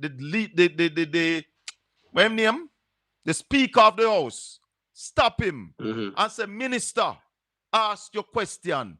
Peter Bunting had to say to him, wake up. I am not asking a question. I am participating in a debate. So they will not be allowed to ask a question unless a statement was made about something like that. So that's why I'm asking both you and Obi, what are the rules of Parliament that they would use to ask about the Rubio issue and about even the RADA issue, how they ask it? Well, me no know, but me I said, boy, the Prime Minister spoke in Parliament yesterday. Me no know. No, he didn't speak, you know. In terms of making a statement, he did not make a statement. No, man. But in that, I defend the thing there. The finance minister, but hear what happened. When that happened, the Parliament was dissolved into a committee to look at the bill. So you know when they're putting the bill, we put clause 1. Then the opposition leader said, I had suggested an amendment and list out the amendment. The finance minister came back, and because at that time now they were sitting down. It wasn't really Parliament in session now. It was committee stage. So it was in the committee stage that the Prime Minister butt in to defend the finance minister. So under that, you couldn't ask him any question. All right, fine. So hold on now. So there's no way. All right, for example, let us say that is true. How come we never saw any release from the opposition or the opposition spokesman on foreign affairs that we know that the Prime Minister had a discussion with the U.S. Secretary of State, Marco Rubio, on Sunday, and we believe that the release which came out of Jamaica House is inadequate. Yes. And as a result, we are asking these questions. How come we never see that? So there are many ways to deal with that. We're not defending the opposition on their lack of stridency, you know. I don't want nobody get me wrong. But what it was in the Parliament yesterday, and I am asking, and I would like Obi to explain to me, under what laws of the Parliament would you question him in the Parliament? Not putting out a statement or even calling a press conference to say, yo, the Prime Minister came to the Parliament, the opposition must do those things. Okay. But you have to call it for what it is. Yeah, so I said there are many ways to do it. So if them block you and we block you in the Parliament, I can't get to ask the questions in the Parliament. We can come out a road since it's so important. So I have a press, Hold on, have a Obi. press conference. Of course, Yeah. and you can make statements and come on the Yeah. programs and deal with the thing. I'm calling the media and say, yo, Ray. So why up to today? No, today Wednesday. How come that not happen? No, it's like even yesterday Then I was saying, and Nephew was on when I was saying to him that the government should not take a month break from Parliament with a crisis. And he was right in saying that the opposition never called that, never come out and said we shouldn't break for Parliament with the crisis that the people are under down in the West. And I totally agree with it. The opposition they need, somebody said it earlier, they need to take a page from Andrew Book when Andrew was in opposition. Go ahead, Obi. Yeah, man. You know, Colin, some of the opposition people, they speak in secrecy. For example, one member of parliament said to me when I called him and asked him off here to say, listen, this is untidy. In our time of crisis, the parliament is on this long recess. And he said to me that this government no like parliament. This government no like parliament. They wish them never have to come. Right? Yeah, so the opposition has a duty in calling them out, Colin, and you ask a question about honor. Remember now, you know, that you have to show the people that you are, because I am absolutely sure that, listen, there can be the opposition leader, for example, he has the privilege to basically rise and to put a question to the Prime Minister. I don't know what under which section or whatever. I don't have that on the paper in terms of the order. What is called in Parliament there to say that. But listen, Colin, it's about sending a message, recording message. The people say, rise on your feet to ask the question. Let they shut you down. The people will recognize that, listen, you are there doing their business. When you sit down there and say nothing, what do people take away from that? What do people take away from that? That you're all the same. The people take away from them that basically you're exactly. You know. I was at a government agency recently, right? And I come across some folks there, and you know what they said to me? Couple of the people them declare and say, listen, boy, we are come ready now. That's what they said to me. We are come ready now. But here what happened? May I tell you the truth? The opposition is basically lackluster. And we know that the election just gone. But certainly, it doesn't mean that the election just gone and you keep quiet and keep silent, man.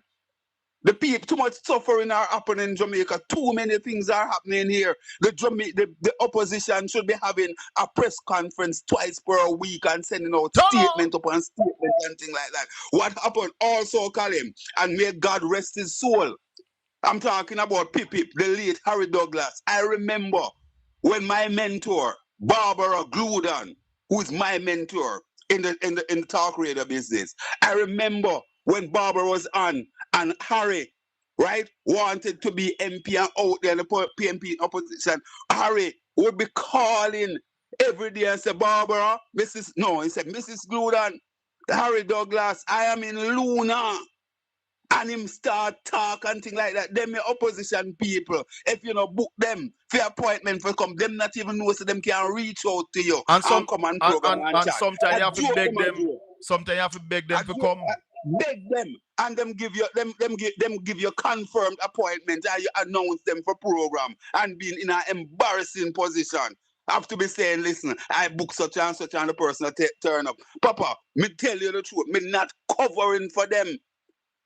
I'm not covering for them. Neither am I. I'm not covering for them. Me I call them out, Papa. They are being paid. They must do the work. Colin, listen to me, man. When you look at what we have seen, and the point must be made. This is the reason why people can't even get bandaged in a hospital, as it is said dressing for their sores in hospital because of the skullduggery and things that are taking place, Papa. Right? These are the things why our classrooms are in a deplorable condition and so on, because of the maladministration that is taking place. The lack of accountability. Right? All right, brother. Raleigh. We have to demand more, Papa. Your views on all of that. Do we expect them to go out there to go burn down street and things like that. Absolutely not. We're not into that. Go But ahead, stand Raleigh. up, man. Hold on, And Obi. Go because ahead, Raleigh. Yeah, man, me totally agree because when I said the opposition seem to fall in the trap that them believe if them talk about certain things, they will play politics. We need the opposition to talk about the things in relation to governance. Governance is a national issue. It is not a political issue. Them seem to fall in the trap with them afraid of them shadow, where if them believe them talk about something, them are politicize this, which is the trap what the government set for them. The opposition need to come out and make the people them know say what talk about governance. And governance is extremely important to economic recovery and development because we're a small country, and if we misallocate all of these resources, the country will never be able to develop. So when And you we'll get up never for your come talk, back. you defend governance, you know, defend politics because you know the election just gone. But you have to defend governance. Yes. And you have to make the people know how important governance is to their survival. The man, then, man. Nah, All right, my brother. Raleigh, anything you hold on, Obi. Colin, Hold let on, me just Obi. say one thing. Hold on, Obi. Hold on. Raleigh, anything you want to say before we let you go? All right, even next thing. Yeah. But I hear, even at the parliament yesterday, but I hear the opposition spokesman, even finance, say, yo, by the way, how come the dollar moved from 161 to 158 in a 3 weeks? I want to export a dollar more. Yeah, what is happening? All those things have to do with economics and governance. Those things are not politics. It's like the man them can't separate politics from governance and economic issues. Yeah, we don't export a dollar more. We have this big balance of payments gap. Yet the currency appreciate. I want to hear them talk about them something, and then want to talk to the Minister of Finance yesterday. And how that will affect our ability to export more in an environment where Trump has slap on tariffs left, right, and center. The man them now focus, man. It's like them get themselves trapped in that it's like a political issue. But when them talk on the man, so September to the ban. So they're afraid to talk. We're talking about governance and we're talking about economics. Or is it that they are running away from political victimization because they are afraid if they really go after the government with the truth, they might not get any support for their constituency? No country can run, sir. That is the next thing. That is going to be more ammunition to go to the people and say, so we're defending them now. Absolutely. What that would mean, it would pile up the opposition ammunition to basically be even stronger. But there's also something, Raleigh, that I want to just posit quickly. Take, for example, Jamaica is a small, open economy state, right? A part of the Caribbean. We see where the government basically not lead in a particular discussion. I would expect the opposition to be putting some pressure and said, listen, we need to basically, what is the government saying about CARICOM? Role CARICOM is playing, and Jamaica as one of the largest players, both in terms of landmass and population within CARICOM. What is Jamaica's role in all of this? These are the kind of discussion that you expect to basically advance. Make this, because what you're afraid? When I go come and tell you, say, a bad mind and this, that. Oh, please. And that is why the public in general, right? The people must say, yeah, they must withdraw from the system. That is why you had the 39% vote. Because the people must say, no better, none of them no better. The opposition now differentiate itself from the government. And the people just say, oh, I eat that, just drink some rum and boom, smoke some weed, listen to some music, and just make the day them pass. And just make the day them pass. And that's what, especially the young people. And the girl drum just go and broke out. Serious. I love the Lord. Hopeless nation. Yeah, man. Gentlemen, the country is in a dilemma. Serious dilemma. Yeah, man. And therefore, it is the fourth estate that have to keep the fire burning. So that is why, in my position, when them try to label me, I tell them, say, yo, me can make the distinction between governance, economics, and politics. And politics. We can't do that. Yeah. And politics. We understand where Jamaica in terms of the economy. So no matter what you say, you're not going to stop me from talking about the economy because me understand which part of the country there as the economy. You can go and politicize all of the crap where you want. And we expect that from the opposition because they're supposed to be on a level. Yep. All right, my brother. Obi? Yep. Yeah, man. Yes, my brother. Raleigh, we continue to soldier on, and indeed, I come across a little bit strident this evening, but the truth, Colin, No, is man. that this is how Obi, I the feel, truth has and to this be is the revealed, message. man. That's what we're saying, a truth. Yeah, man. Because me, Colin, me I tell you the truth. Me glad all me come and mention it because me I say, every time I say the opposition for the say, skip me. You see me I say like I let the money off for the hook. You see that No, we settle, not man, let them go. I don't know. I never realized it, Raleigh. Raleigh, you know we sharp like Gillette razor around here. Yeah, man. I never the fireman burns. Yeah, man. But you see, Colin a good youth, man. I watch your face. Blessings. No. If them get to this evening, maybe I become tired. I was on the road all day. As I told you, Obi, when you called me, I just stepped through the door and I have to sit down right in front of the camera.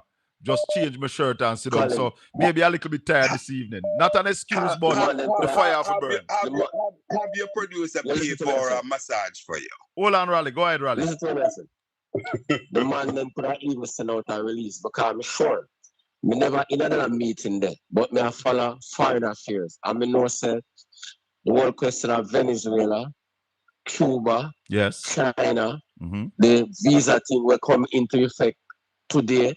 All those things must have been discussed. The Prime Minister never discussed them with Rubio. He not deserve to be Prime Minister. And Raleigh, if the Prime Minister spoke with the Secretary of State, because a whole heap of Jamaicans right now are shaking in their boots. Who did that hope say, boy, auntie a file for me, or them daughter or son a file for them, or husband a file, and they were expected to leave, are really now at a stage where they are depressed and would love to have heard something coming out of that discussion from the Prime Minister.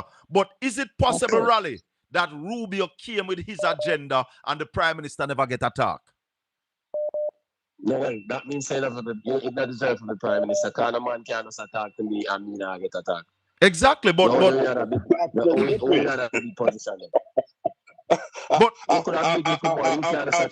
absolutely. But we are but hold on, gentlemen. We know that they are afraid of the United States. The Prime Minister say him now said nothing because him now want to take we in a fight where we don't belong in. But me hear that. But when I said to you, say, and you want to say something now, Secretary Rubio attack to you. Where do? Just look like a little boy and say, yes, sir, yes, sir, yes, sir, yes, sir, yes, sir. And Raleigh, no, the Prime Minister said we didn't want to get into a fight, but no, we are directly pulled into the fight. Of course. Jamaica is one of 75 countries that, as Colin said, a number of our citizens were actually on the verge of being expectant of a United States immigrant visa. The truth is that I got a number of calls from persons. One person said to me that this particular person that she knows sold even his car already because based on how the process was going through, he thought that, listen, this month was when he would be out of Jamaica because the whole process was so close to be concluded. You understand? So all of those things are happening. And so on. And I'm saying, as you said, Raleigh, the Prime Minister could not enter into any discussion with the Secretary of State of the United States of America with such a situation hanging here and don't raise those things. If he hadn't done so, certainly he's not deserving of being Prime Minister. He would not worth his salt.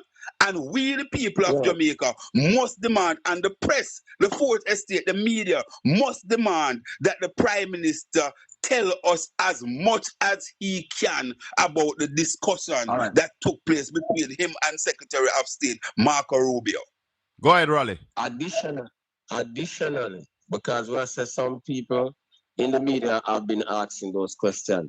Additionally, the opposition leader and the opposition spokesperson on foreign affairs has a duty. So them could ask in Parliament whatever the shutdown was. But I'm sure them could have put out a release or call a press conference and say, hold on, Obi. Go ahead, Raleigh.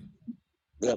Them could have called a press conference because the thing is so urgent and say, We know that the Prime Minister had discussion with the Secretary of State of the Republic of the United States of America on a range of issues yesterday.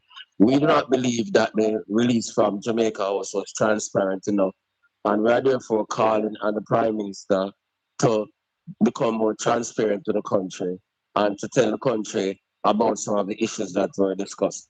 Yeah? What you say? That beyond disability, beyond the madness, that man. So then now did and that rally would be extremely timely as well, because remember the spokesperson on foreign affairs doesn't sit in the lower house, so she could not ask yesterday in the lower house. She's in the Senate. So as you correctly pointed out, Raleigh, that the statement could have been crafted and they could have a press conference to basically put these things out there in a pointed way. And call OB and call the various media houses and do some sessions. Definitely. Absolutely. Definitely. Gentlemen, we are in a dilemma. We are in a dilemma. We have a incompetent government and a timid opposition. That's correct. Where do we go? At a time when we need good governance and a strident opposition. So right now, as we said, what we have is a high level of hopelessness in our country where people are saying, yo, not better than they are, man. Especially the young people. So we just, as OB said, the girl them just block out and do them just drink rum and boom and listen to some full music. Yeah, and just fast time. People are just passing time. Yeah.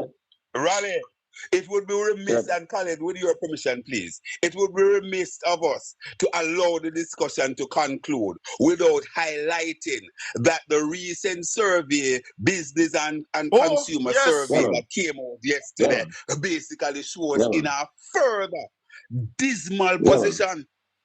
Yes, yes. You want to weigh in on that, Raleigh? Consumer confidence down by 7%. And whole heap of the numbers them down rapidly, which we would have expected after Hurricane Melissa. Okay, naturally after Hurricane, and naturally because people must say no strong rehabilitation process, then naturally their confidence is down. So if they saw a proactive administration as the thing started, that would help to boost their confidence. Yeah, so it's just natural that after this devastation you have that, and then nothing not happen. It's simple. Problem. Go ahead, Obi.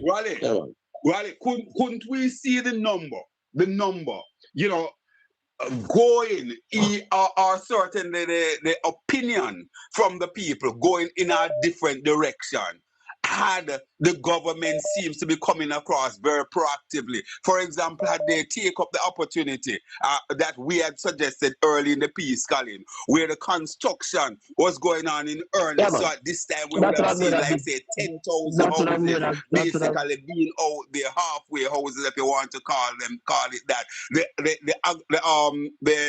The construction sector would be booming. Hardware and so on will be selling loads of ton and so on. So people would basically say, whoa, although we just come off a hurricane, but here it is, something is happening. Isn't that a possibility that we could have gone that direction if we had a proactive government, Raleigh? That has made a big difference, man. Big difference. Obi. Big difference. Obi and Raleigh. Big difference. That was a real possibility, because remember that the government have the funding that could have done that and see the economy start getting back its wheels if the government was proactive and really interested in helping the people. That has made a big difference, man. Big difference. Big difference. Gentlemen, let me thank you for coming on this evening. Obi, thank you for lighting up the fire. I'm bringing me to life this evening. Thank you. Raleigh. Bless you. We will speak. All right, one love. All the best. Blessings. Take care. God bless you. Yeah, man. Bye. Ralston, I am on from Real Talk, Real Business, Power 106 every morning.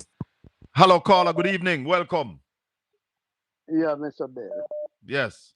I'm calling up on Mark Jeff Golden to give a press conference about what is going on in the country. Lots of things is going on, and we in the diaspora not seeing anybody coming out to really spoke of many things that happen in the country, like the hospital business. It's very scary.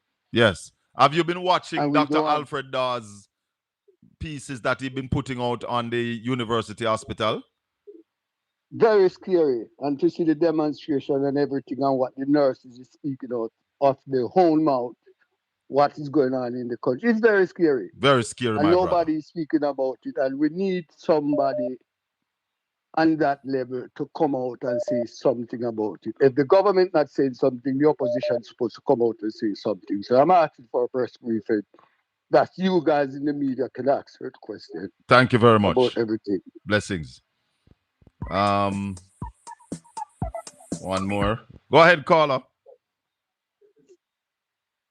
Hello, good evening. Hello. Yes, go right ahead. Good night, Colin. Good night. And good night to your listeners.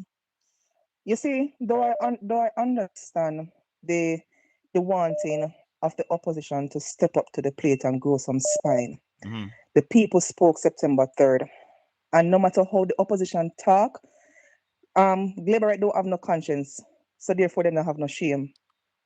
Yeah, right? but You can't have shame without conscience. Hold on. I felt a bit, should I use embarrassed, or I felt a bit under the gun yesterday when Neville said to me, but the opposition never stand up and say Parliament shouldn't go on recess. So understandably, I Colin, do agree with OB. No, I do agree with OB and Raleigh that the opposition must do what what you are supposed to do. Yes, do what you are supposed to do and make them talk about September 3rd, because on September 3rd, you got 400,000 people voting for you. So do your part. Yes, understandably, the opposition needs to grow a spine. But we need to see the same pressure that we're applying to the opposition, we need to apply to the government as well. Of course, because no doubt. Government is the government. We cannot ask the opposition to bend over backward and do everything. And then the government are just over there, you know, and a jolly good right scholar like because nobody now applying the pressure to them. The opposition still have the seat of Parliament. Colin, I am not to disputing speak from. that. I am not disputing that, but how many times the opposition can talk if the people of Jamaica don't realize the precarious position that they are in right now? Nothing is going to change. The only change can come is from the people. Because just the other day when all of these nurses outside a protest, it thinks that yesterday Cornwall Regional stay so? Stay so long time. Election just passed. Because they are election just passed. And who put them back in there? The same people them don't St. James. Yes. Cornwall Regional. That's why Saturday morning I said they must feel it. They must feel it. Yes. They must feel it but, because you see, at the end of the day, Jamaican people, they don't understand, they don't like policies and rule of law and governance. They love politics. But we need to know. The politics don't know, so nobody cares. So, but we now need to start teach governance. And that's what Raleigh's talking about. Colin. That's what Obi's talking about. That's what we are talking about. Governance now. Colin, and that's and that's why we are saying to the government, you are a set of hypocrites. And you are a set of incompetent people, because now that you have won the election, you are failing in governance. And stop talking to us about politics and let's talk about governance. But that's the thing. The government realized that Jamaican people love politics.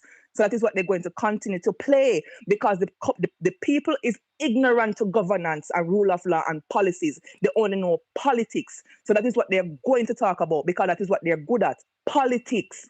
So until Jamaican people realize that they need more than politics, nothing is going to change. Just the other day, the laid down authority, we are scream out, oh, we need to speak to the relevant authority, like she don't know who our MP is. One of your MP office go call him and say, we need some help down here. So they thief out the son down a party, and she go like she don't know so fly green our MP. Go talk to your MP. Yes. The people know what to do, but they don't care. Jamaican people do not care. You realize that nobody not talk? Everybody's going about their business as usual. The hospital them tear down. Anyone of can go to the hospital from mama and come back out dead. Yeah, man. But guess what? They no care. Because of politics them love.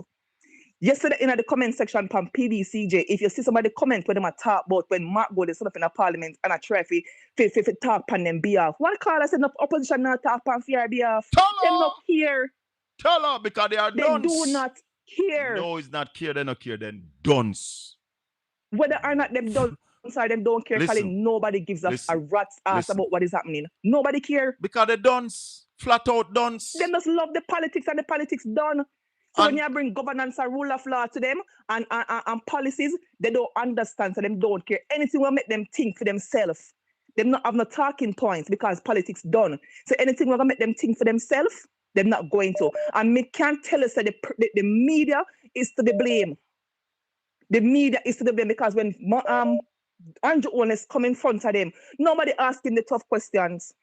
Everybody are kiki within same way.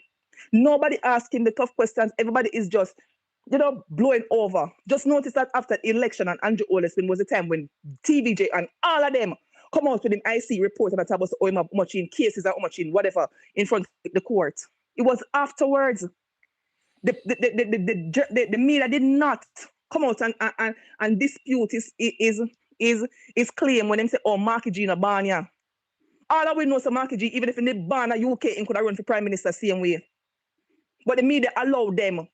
Yes. The media themselves carry it when the whole of them the fancy and call Marky G, Marky British and all of them something here.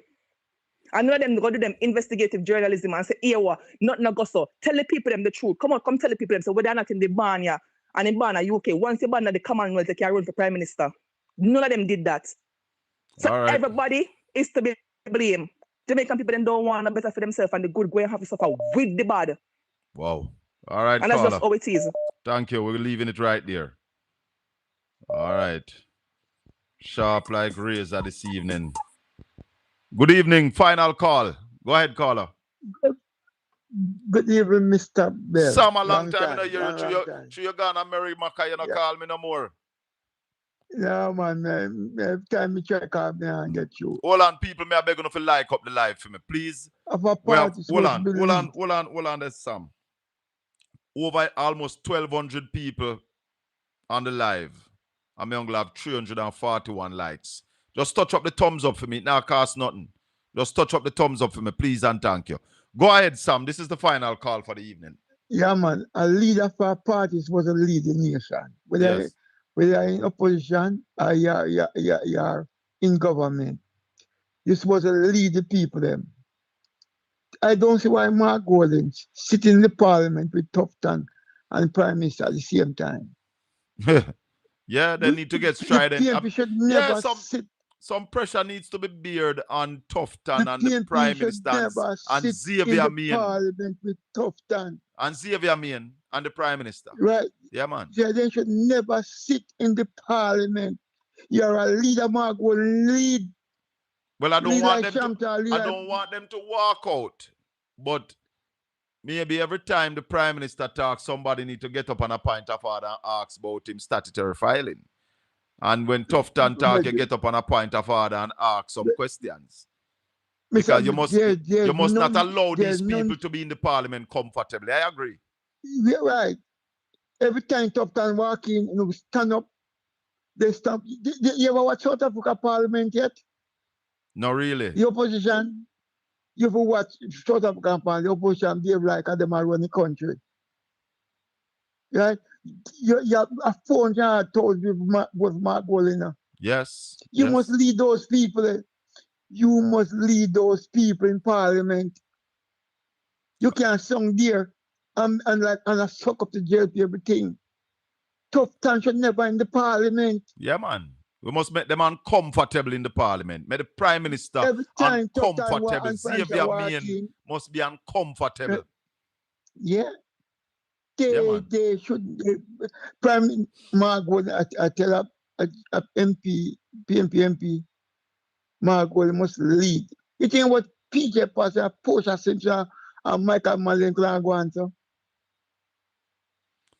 All right, Sam. You see one time he walk out of Parliament against his woman and go say go have his woman. Yes. All right, Sam. We're gonna run those, Sam. The evening kind of. Yeah, but I want to use your media and call for the PMP to boycott tough time in the parliament. Yes. All right, my brother. Respect. Yeah, man. Yes, listeners and viewers, thanks everybody for joining us this evening. It's been a fiery evening. Yeah, man. Thanks to Ralston, man. Thanks to Conrad O'Brien for being here. Thanks to you, my ardent listeners and subscribers and followers, and those who are Portland Spice ambassadors who are sharing the channel to people, making more people know about the channel. More people are subscribing. We are on our way to 10,000 subscribers. We need your assistance. Please share the channel to all your friends and family, everybody in your contact. Ask them to subscribe to Portland Spice TV. One love, my people. May the good Lord continue to bless and keep you. Make his face shine upon you and be gracious unto you. The Lord lift up his light and give you his peace. Until we meet again. The last 2 weeks have been very hectic. Very, very hectic last 2 weeks. Not getting enough time to even settle in and plan some iPod program. But tell you what, next week is going to be a better week. I promise you. Saturday morning, we'll be back live right here on Portland Spice TV. One love, my people. Blessings.